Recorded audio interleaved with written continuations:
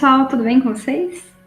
A aula de hoje a gente vai falar sobre a urbanização brasileira. Acho que vocês lembram que na última aula a gente conversou um pouquinho, rapidamente, sobre a evolução do pensamento do planejamento urbano no mundo, e eu comentei no final da aula, mas será, né, que no Brasil a gente também vê essa mudança, essa curva, né, no sentido de pensar, no primeiro momento, o planejamento mais realmente mais técnico, né, mais funcionalista, focado no zoneamento. Será que mudou de lá para cá ou a gente continua com essas mesmas ideias?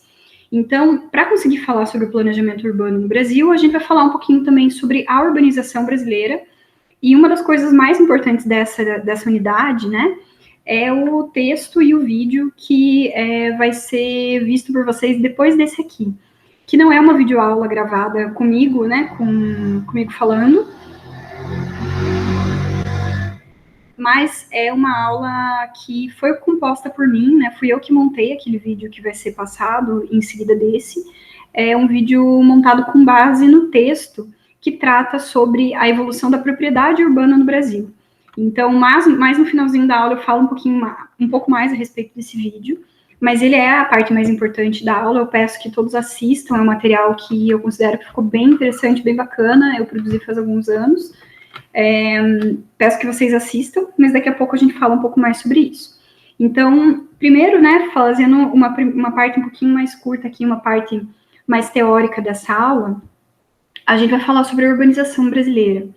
E se a gente for resgatar um pouco, né, do contexto mundial, para daí a gente chegar naquilo que acontecia no Brasil, já na idade contemporânea, como a gente já falou em outras aulas, vamos ter ali a Revolução Industrial, em que a gente tem uma grande quantidade de migração da área rural para a área urbana, e novos problemas urbanos começam a acontecer, né? Dificuldades ali em relação ao saneamento, a poluição, os congestionamentos. Isso tudo porque as cidades não estavam preparadas para toda aquela carga de população que apareceu de repente, né? Não havia uma cultura de planejamento para você conseguir realmente pensar se era possível absorver todas aquelas pessoas que vinham.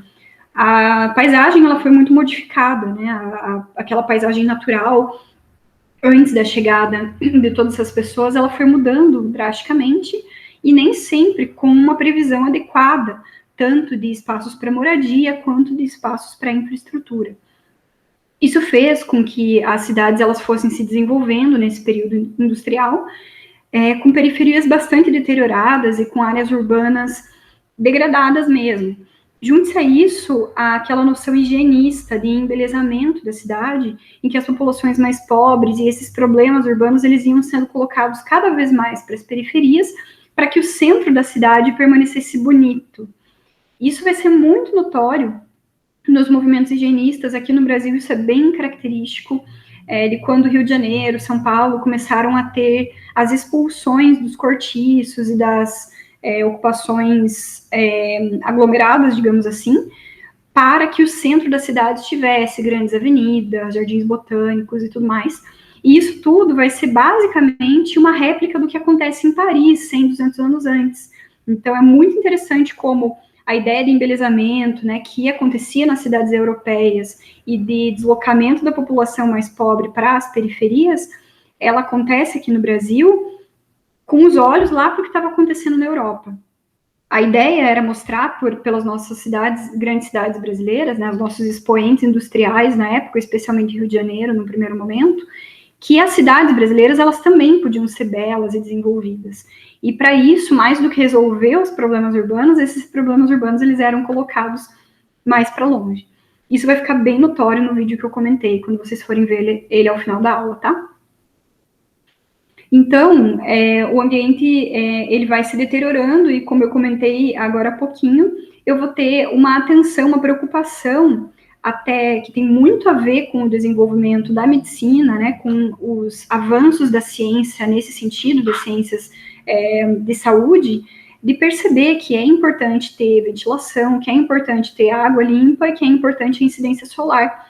E isso impacta muito na maneira que as habitações, que as edificações em geral vão sendo feitas. Eu vou começando a determinar, como eu falei para vocês antes, parâmetros urbanísticos para que todas as casas tenham afastamento em relação às divisas, para que possa entrar sol e ter ventilação em todos os ambientes. Então, eu começo a ter códigos de obras que as pessoas precisam seguir. E não é todo mundo que tem condição financeira para ter um terreno grande o suficiente que eu consigo estar afastado do meu vizinho, para ter uma janela, para bater incidência solar naquela minha casa. E as edificações que não se enquadram nesse modelo não podem mais ser feitas no centro da cidade. Então, digamos que isso é um proto-zoneamento, né? É uma primeira versão ali do que a gente conhece hoje, né? Em que se a pessoa não consegue atender aos critérios legais que ela precisa atender, ela não pode participar daquele ambiente urbano. Ela tem que estar em outro lugar. Ela não pode participar do zoneamento, da regularidade da cidade, se ela não consegue atender aos critérios, né? E essas populações vão sendo colocadas mais para longe.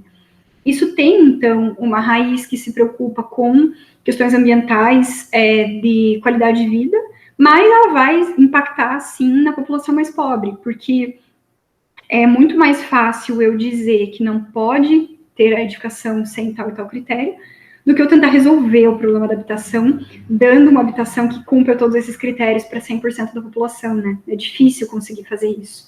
Então, muitas vezes, as ações governamentais que visavam melhorar a qualidade da habitação, de fato, melhoravam a qualidade, mas só das habitações da classe média para cima.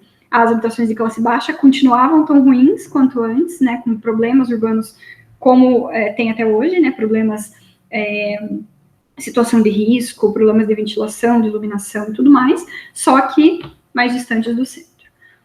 No urbanismo, essa noção de higiene mesmo, né, de necessidade de insolação e tudo mais, ela vai ficar muito refletida tanto na criação das grandes redes, né, então a gente tem sim que dar muito valor a esse pensamento quando a gente imagina ali a composição das redes de escoamento de dejetos, né, a rede de abastecimento de água potável, iluminação, energia, tudo isso era muito novo, né, e realmente são grandes conquistas da engenharia, mas que ao mesmo tempo dessa noção de higiene, de limpeza, visava a qualidade de vida, ela também era uma noção higienista do ponto de vista da segregação social, de expulsar quem não conseguia seguir esses critérios.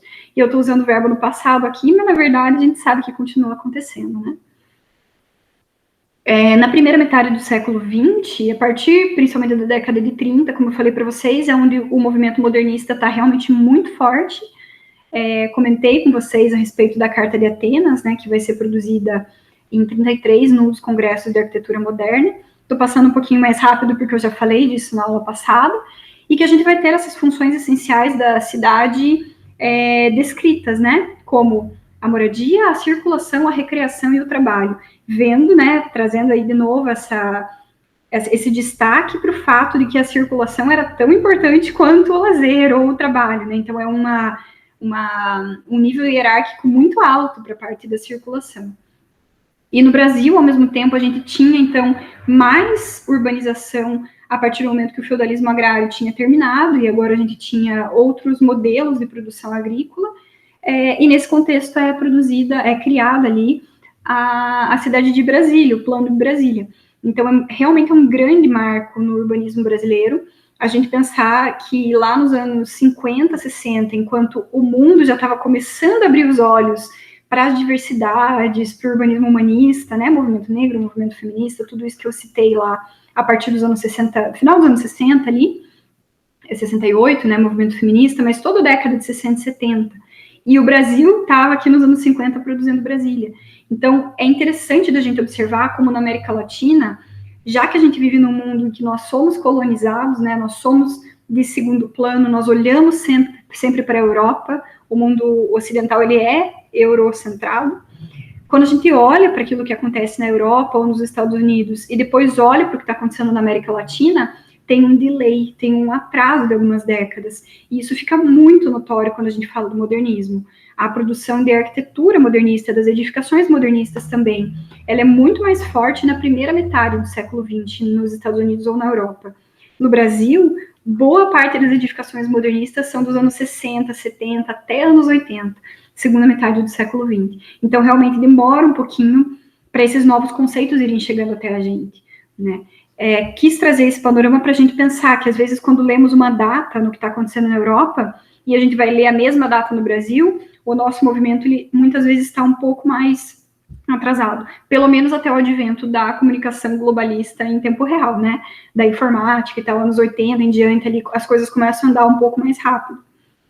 Mas não adianta, né? A gente sempre tem ainda esse delay de atraso, até por sermos um país mais jovem e por sermos um país que esteve sempre nessa posição de colonizado, né? Ainda que não mais efetivamente colonizado, mas enquanto posicionamento mesmo do país, numa realidade econômica, política e cultural, a gente sim, a gente sempre olha para os países do hemisfério norte, né? Principalmente como referências para a gente.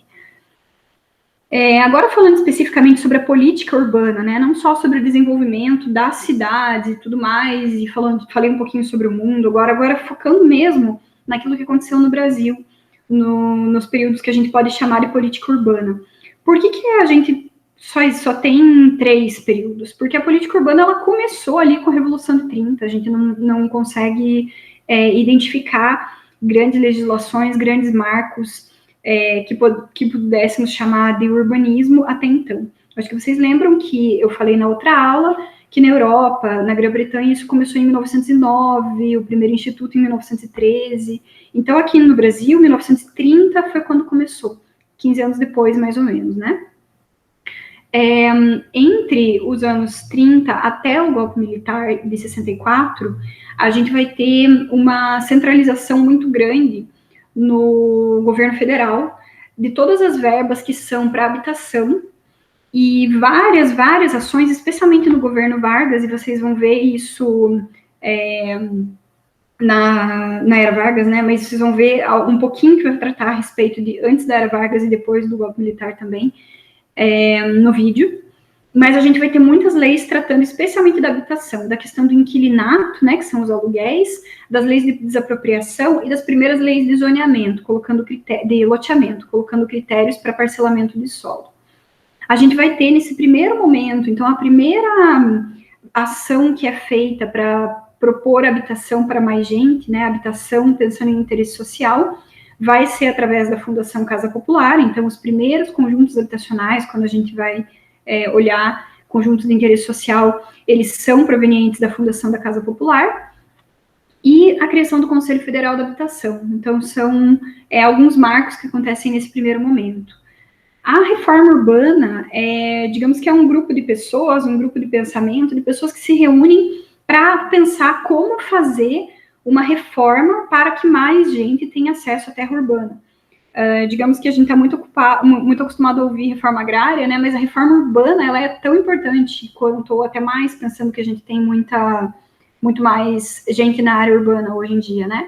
A ideia da reforma urbana era justamente da gente conseguir ter mais alcance, mais acesso ao direito de moradia e ao direito à cidade pela população de baixa renda. Então, o Seminário Nacional da Habitação, ele aconteceu logo antes do golpe militar, então ele foi um movimento mais abafado, não teve grande repercussão justamente por conta do momento histórico em que ele aconteceu, mas o primeiro, né, Seminário Nacional da Habitação, ele foi um marco extremamente importante de pesquisadores, de pensadores, de gestores que estavam preocupados em permitir o direito à habitação para todos. O segundo vai ser justamente o período militar, né? Então, de 64 até a nova Constituição. Nesse contexto, todas as decisões, obviamente, estavam centralizadas nas mãos do governo federal, né? Então, tudo que acontecia nas cidades, né? Então, vejam que eu falei que as cidades são muito diversas. Mesmo que os estados sejam muito diversos, que as cidades sejam muito diversas, durante essas décadas, né? Quase 4 décadas, tudo esteve na mão do governo federal. Então, não havia tanto espaço para decisões e especializações ou especificações daquilo que vinha do governo federal por parte do local, né, por parte dos estados ou dos municípios. Então, o BNH foi criado nessa época, o Banco Nacional da Habitação, E esse é um marco bem importante quando a gente fala especificamente de habitação. E vejam que eu estou falando de política urbana, eu só estou falando de habitação praticamente, né? Mas é porque a habitação, ela acaba sendo o principal, entre aspas, né, direito à cidade que a gente tenta garantir. Porque a partir do momento que a pessoa tem a casa, essa casa, ela precisa ser provida de redes de infraestrutura. Então, a pessoa vai conseguir acessar a cidade, ter o transporte para conseguir trabalhar, enfim, a casa ela acaba sendo um marco muito importante, né? Mas oportunamente vão surgindo outras demandas também, né? Mas o Banco Nacional da Habitação ele foi criado nessa época e todos os conjuntos, as habitações de interesse social desse período foram financiadas pelo Banco Nacional da Habitação. É o momento também que são criadas as regiões metropolitanas, porque é contemporâneo a isso, né? O momento em que o Brasil está tendo muita industrialização e fica mais clara a relação de interdependência entre cidades polo e as cidades satélite, né? No caso das capitais, principalmente das grandes cidades. Então é realizada uma lei, é criada uma lei federal instituindo, né? Institucionalizando o que é uma região metropolitana.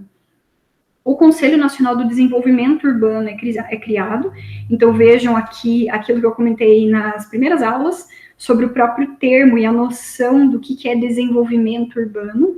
Vocês sabem que esse desenvolvimento ele estava muito vinculado a industrializar, e, enfim, nesse contexto de desenvolver conforme aquela ideia modernista, tecnocrática que eu falei antes, né? Então, planejamento tecnocrático, planejamento de industrializar mais, de pavimentar mais, de criar, enfim, mais linhas de conexão. E também é característico dessa época o aumento das favelas, dos loteamentos clandestinos e conjuntos habitacionais que não tinham nenhuma infraestrutura.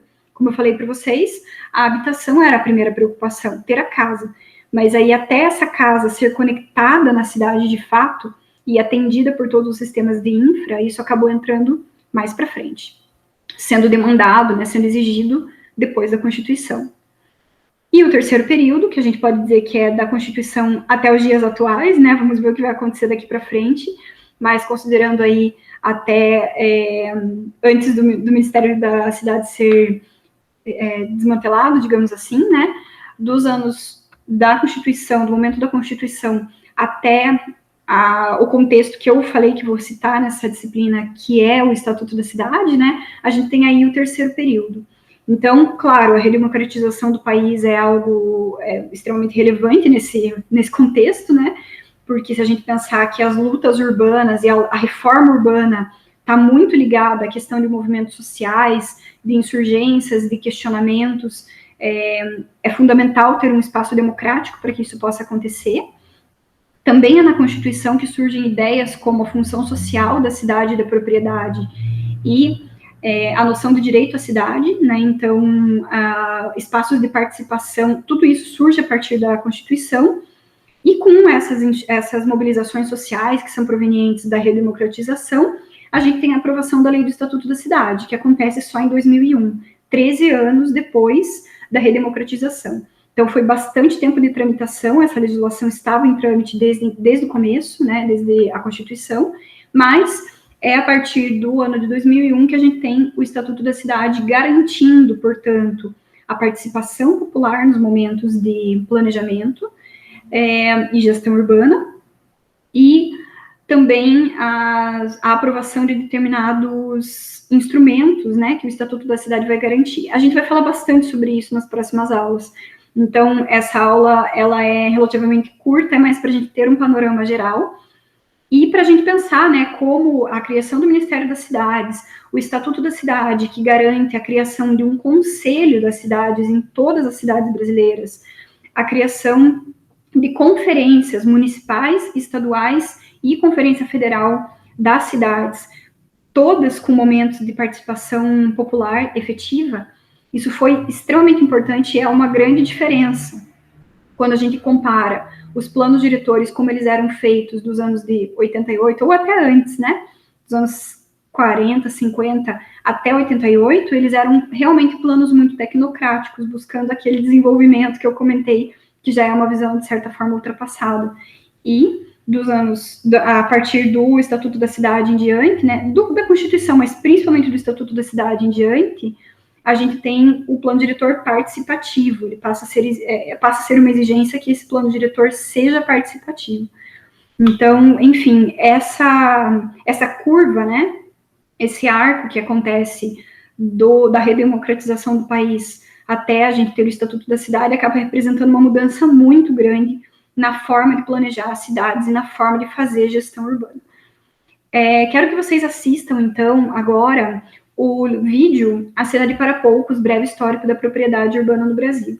Contando brevemente a história desse vídeo, o João Sete Whittaker Ferreira, ele é um arquiteto urbanista e ele produziu um texto, se eu não me engano é de 2005, o seminário em que ele apresentou esse texto, e nesse texto ele fala basicamente sobre a propriedade urbana. E é muito interessante como nossas noções, nossas ideias e nossas dificuldades em relação ao planejamento urbano, elas têm muito a ver com o fato de que a terra urbana é propriedade. E como propriedade, ela é um bem, né? E um bem, no mundo capitalista, ele gera lucro. Então, qual que é a melhor forma de guardar dinheiro, que qualquer um pode dizer, né? Não sei o pessoal das ações aí, mas, em geral, é muito tradicional a gente dizer imóvel é um investimento muito bom, porque imóvel só valoriza, né? Então, essa ideia da terra urbana enquanto propriedade, ela tem um objetivo muito maior de lucro ou de depósito financeiro, né, de garantia financeira, do que de realmente usar aquela propriedade. Então, a gente vai ter aí uma discussão que eu acho que eu não vou me aprofundar muito aqui na disciplina, entre valor de uso e valor de troca. Uma ideia de que vale mais a pena o valor de troca, ou seja, de guardar dinheiro, de trocar o meu bem por dinheiro, pensando em vender aquele terreno no futuro, do que o valor de uso, que é ter aquele terreno porque eu preciso dele, porque eu produzo algo nele, ou porque eu vivo ali, ou porque meu comércio é ali, né? Minha fonte de renda é ali. Então, essa dicotomia entre valor de uso e valor de troca é uma discussão muito tradicional e muito ampla, né, dentro das ciências sociais, mas nesse vídeo e nesse texto, né, então o meu vídeo, ele é uma simplificação, uma tornada de linguagem mais acessível para o texto que é muito mais denso. Então, eu reforço que é importante vocês lerem o texto para fazerem o trabalho, né, para fazerem a atividade que vai ser a entrega dessa unidade, mas o vídeo, a ideia é que seja uma simplificação de linguagem, quase uma brincadeira ali, né, tem alguns temas que são tratados de uma maneira bem mais leve, mas é importante ler o texto também, para a gente conseguir entender como o fato da terra ser posse, né, ser um bem, acaba fazendo com que esses conflitos apareçam com mais força. Não estou dizendo aqui que eu quero que a terra deixe de ser bem ou que eu acho bom ela ser um bem. É apenas uma condicionante, é um fato dado. A terra é bem, é um bem, que significa guardar dinheiro, né? Eu vejo um terreno igual símbolozinho de cifrão. Ter um terreno é ter dinheiro. Se isso está posto, se isso está dado, como que eu faço um planejamento urbano justo, né? Então, enfim, é um texto bem interessante e o vídeo também é bem bacana de assistir. Vocês vão precisar assisti-lo e lê-lo para conseguir resolver a atividade dessa unidade, tá? E as próximas unidades vão tratar sobre, enfim, o planejamento urbano aqui no Brasil, na contemporaneidade, né? Como que a gente deve fazer planejamento hoje, o Estatuto da Cidade e o Plano Diretor. Então, é importante ter essa noção de contexto. Com essa aula, a gente encerra a parte da disciplina que trata de contexto. E agora vamos começar uma etapa da disciplina que vai tratar mais especificamente das ferramentas que a gente tem para discutir a cidade, enfim, para planejar e desenvolver os nossos planos. Então, por hoje é isso, gente, e a gente se vê na próxima aula. Até mais!